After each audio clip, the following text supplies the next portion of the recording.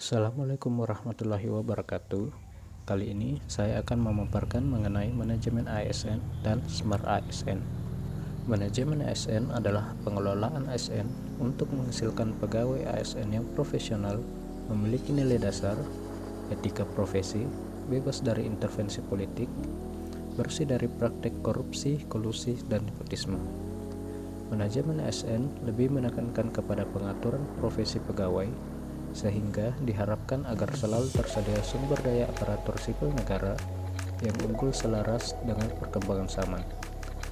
Pengelolaan ASN dilakukan untuk memotivasi dan juga meningkatkan produktivitas pegawai dalam melaksanakan tugasnya sehingga mampu berkontribusi pada pencapaian tujuan dan sasaran organisasi.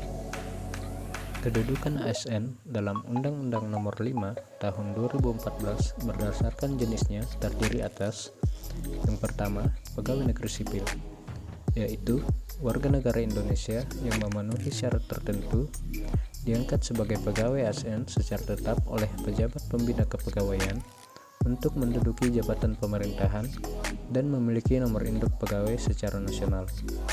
Sedangkan yang kedua adalah PPPK atau pegawai pemerintahan dengan perjanjian kerja, yaitu warga negara Indonesia yang memenuhi syarat tertentu yang diangkat oleh pejabat pembina kepegawaian berdasarkan perjanjian kerja sesuai dengan kebutuhan instansi pemerintah untuk jangka waktu tertentu.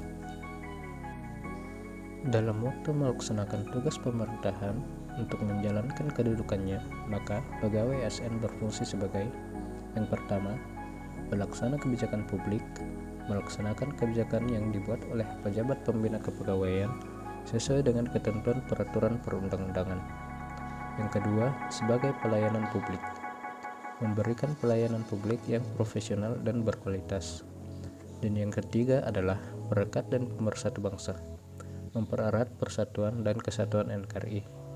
Selanjutnya, peran dari pegawai ASN ialah perencana, pelaksana, dan pengawas penyelenggaraan tugas umum pemerintahan dan pembangunan nasional melalui pelaksanaan kebijakan dan pelayanan publik yang profesional, bebas dari intervensi politik, serta bebas dari praktik KKN. Hak dan kewajiban ASN seperti yang tergambar dalam tabel berikut ini. Hak dan kewajiban PNS dan P3K yang pertama adalah: bagi PNS, mempunyai hak untuk gaji, tunjangan, dan fasilitas. Yang kedua, cuti. Yang ketiga, jaminan pensiun dan jaminan hari tua. Yang keempat, perlindungan. Dan yang kelima, pengembangan kompetensi. Sedangkan hak yang diperoleh oleh P3K yang pertama, gaji dan tunjangan.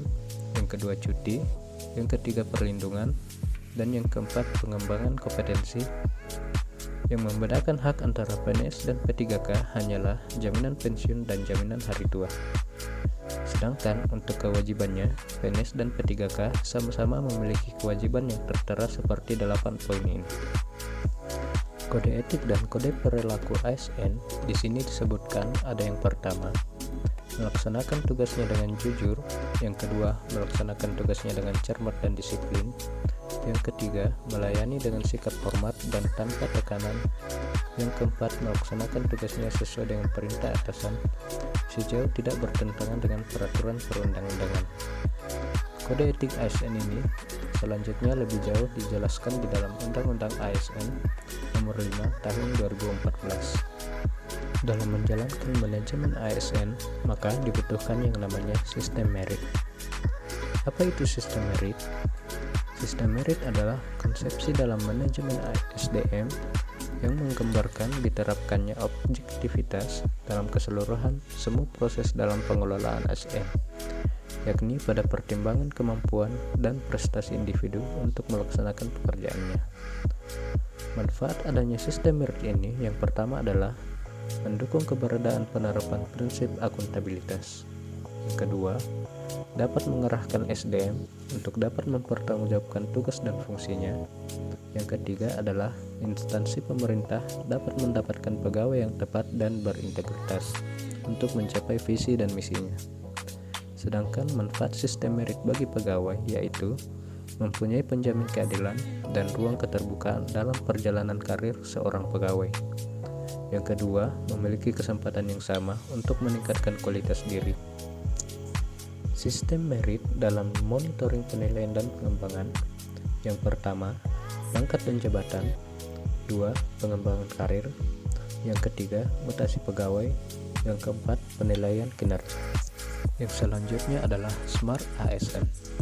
Berdasarkan arahan Presiden pada poin pembangunan SDM dan persiapan kebutuhan SDM talenta digital, literasi digital berperan penting untuk meningkatkan kemampuan kognitif sumber daya manusia di Indonesia agar keterampilannya tidak hanya sebatas mengoperasikan gawai. Literasi digital adalah pengetahuan atau kemampuan untuk menggunakan media digital dengan bijak. Seorang pengguna yang memiliki literasi digital yang bagus tidak hanya mampu mengoperasikan alat, melainkan juga mampu bermedia digital dengan penuh tanggung jawab.